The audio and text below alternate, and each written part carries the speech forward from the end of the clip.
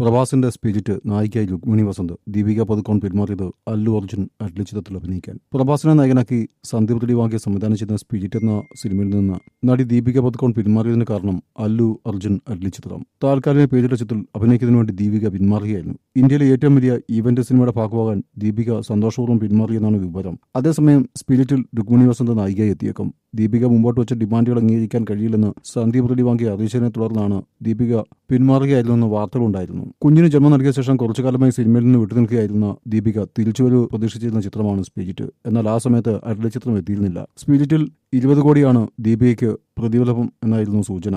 8 മണിക്കൂർ ജോലി ചെയ്യുമെന്നും ലാഭവിഹിതത്തിൽ നിന്ന് ഒരു വിഹിതം നൽകണമെന്നും ദീപികയുടെ ഡിമാൻഡുകൾ അംഗീകരിക്കാൻ സന്ദീപ് റെഡ്ഡിവാങ്കി തയ്യാറായില്ലെന്നും വാർത്തകൾ പ്രചരിച്ചു. അതേസമയം ദീപികയുടെ ഗർഭകാലം കണക്കിൽ എടുത്തായിരുന്നു സ്പിരിറ്റിന്റെ ചിത്രീകരണം നീണ്ടുപോയത്. ഡേറ്റ് പ്രശ്നങ്ങൾ ചൂണ്ടിക്കാട്ടി ദീപിക ഡേറ്റ് നിരാകരിച്ചിരുന്നു. പിന്നീട് ദീപികയ്ക്ക് കൂടി സൗകര്യപ്രദമാകും വിധം ചിത്രീകരണം നീട്ടിവെച്ചു.